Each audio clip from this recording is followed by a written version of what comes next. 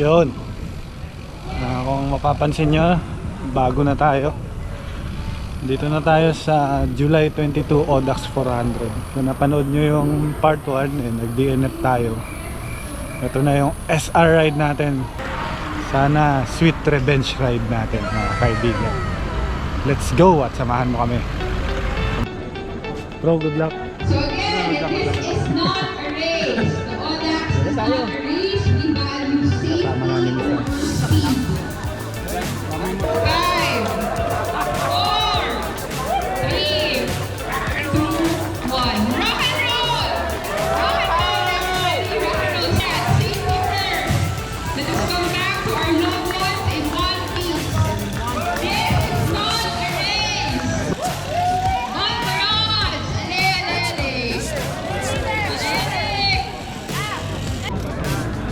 Okay, 30 seconds to start. 30 seconds. Turn your lights on. Safety first.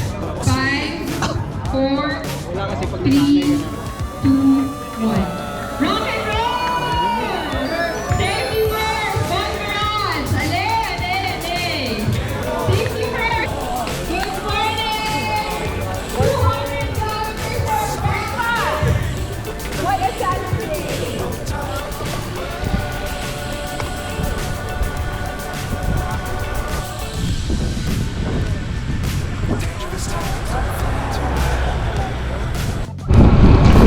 Ito nga palang ride namin, mga kaibigan.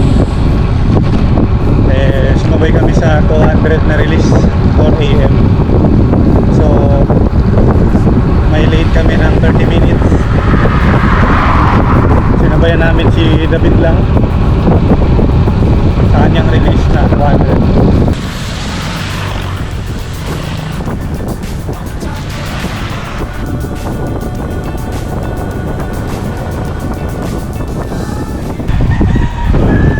Umaga na, mga kaibigan. 37 na tayo. Time check, 5:26 AM.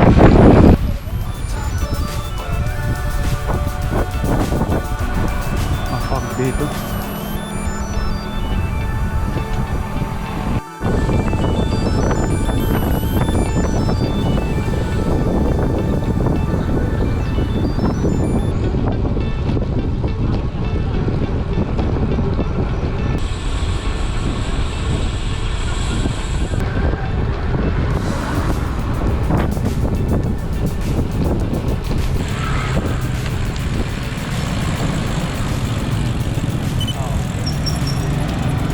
Peloton?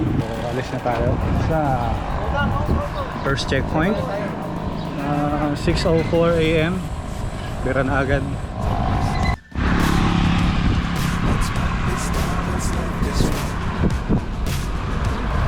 Ang feeling boy ng kolorong Emotional, damn it! first time bandit mode. Kolorong.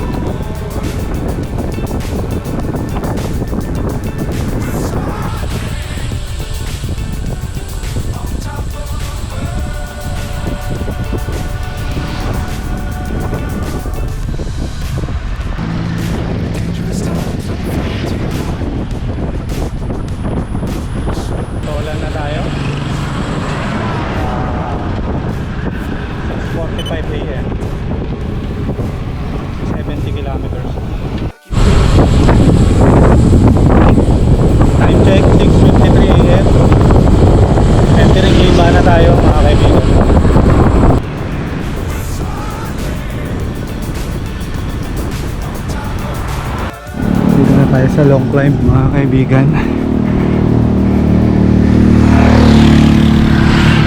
As usual, struggling si Chan lang.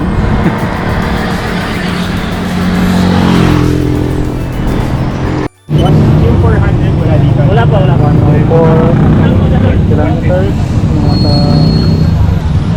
8:07 AM na tayo. Wala na yung checkpoint dito pero refill tubig. Ngayon lang tayo magbe-breakfast pala.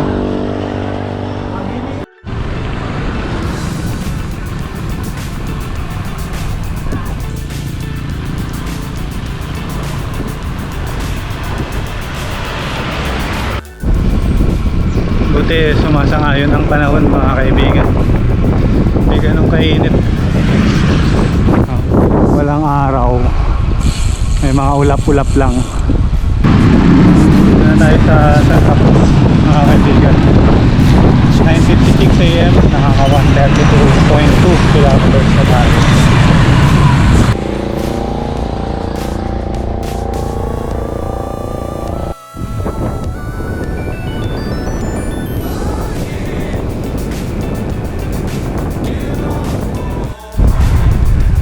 Gasol na mga kaibigan.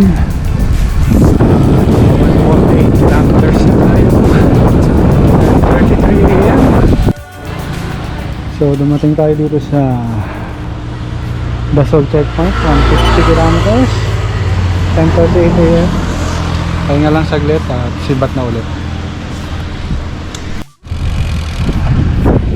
11:12 tayo umalis sa 150 km checkpoint. Proceed na tayo sa 200 km checkpoint. Target namin siguro mga 130 mga kaibigan. Let's G!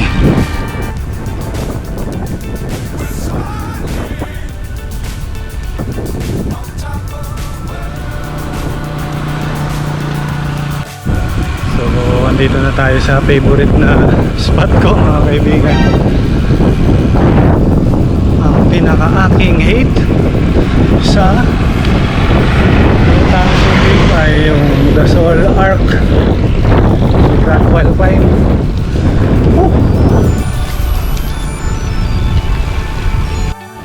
Tignan mo naman. 11:50 tanghali. Kakahunin ka. No! God, please, no! Yeah.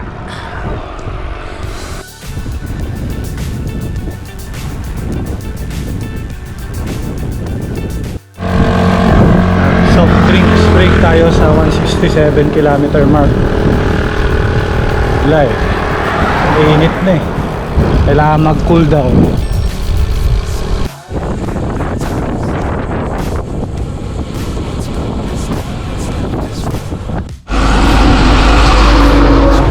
Ito na yung climb ni Santo Niño mga kaibigan. At babagsak na ang ulan.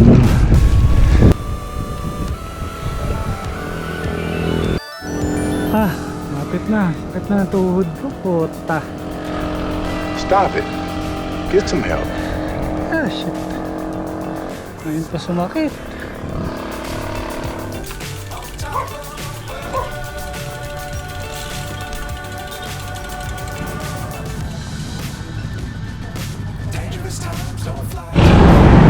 Ako na lang daw pupunta sa 200 km mark.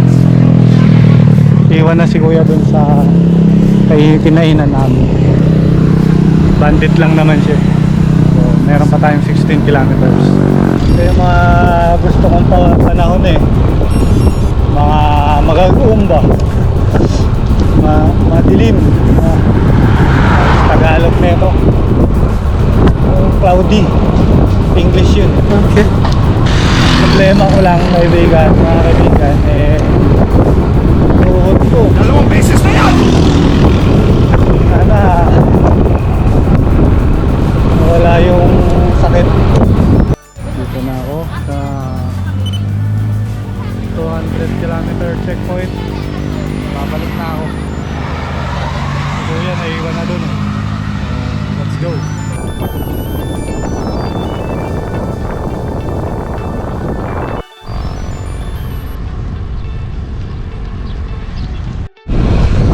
Ito yung maganda pag pabalik ka na eh. Parang yung moral mo tumataas eh. Pero pag iniisip mo yung distansya, napakalayo pa pala. Ahon na tayo sa Mabini. Last pag na si ako mga kaibigan. Sobrang sakit na yung tuhod ko. Dalawang beses na yan! Pag i-bend. Kaya yung stamping power ng pedal puro sa kanan na lang. Ako na ulit ng dasal mga kaibigan.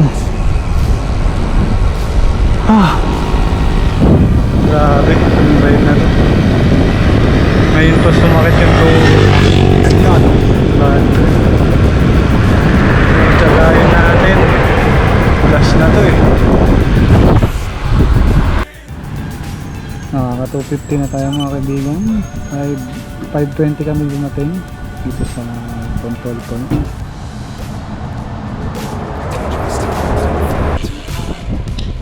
Naisip ko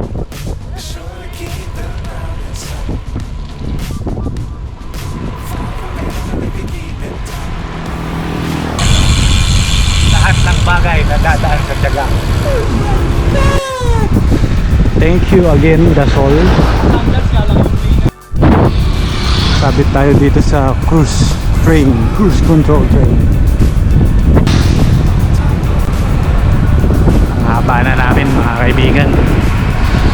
Andito pa rin tayo sa cruise train by cruise control. So ano, inulan na tayo mga kaibigan sa 263 kilometer mark. Hindi naman siya malakas, patak-patak lang. Pakalagpas lang natin ng Santa Cruz, Zambales. Sa wakas, nakabalik na tayo ng Zambales.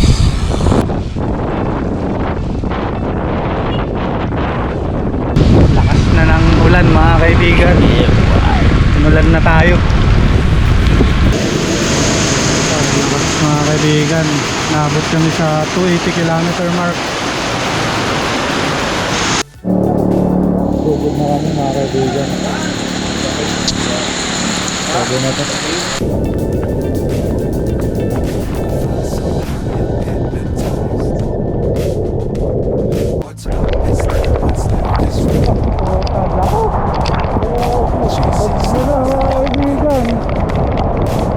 Bagyo na!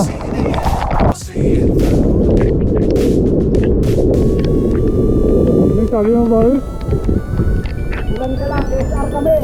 Yan! That's the spirit! Ayan tayo dito mga kaibigan. Naka 249. 74 na tayo. 8 p.m. Okay mga kaibigan, charge muna tayo kasi makakapang gabi. SR now, repack later. Anong kailangan kong gawin? Kulay green mga kaibigan. Mas tayo mga 850 dito mga kaibigan. Last 100 kilometers.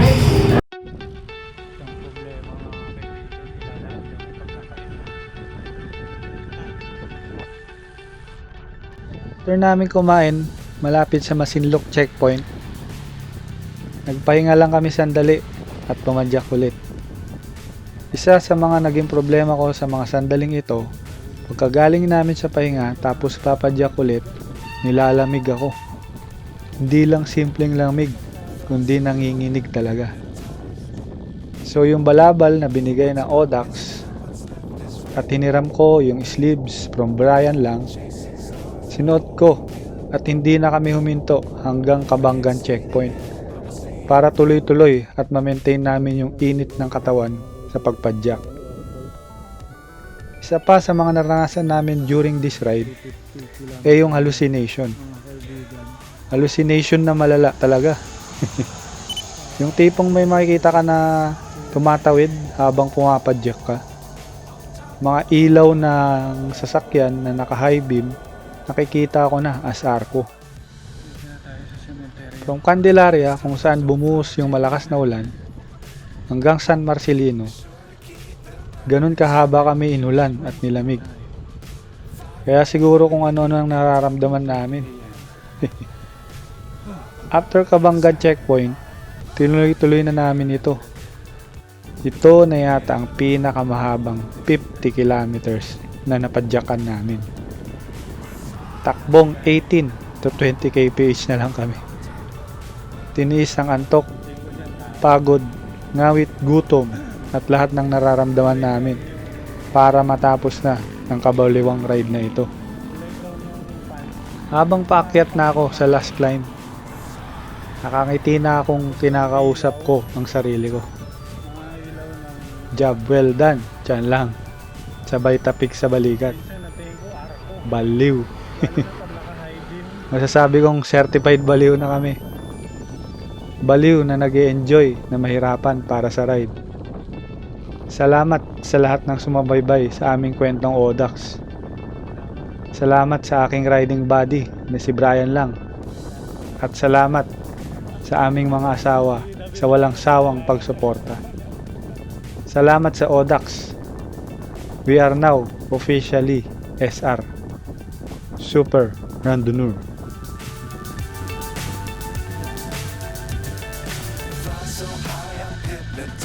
Kulang eh. What's up is down, what's left is right. Chasing stars and holding you. I can't see the end, but we'll see it through.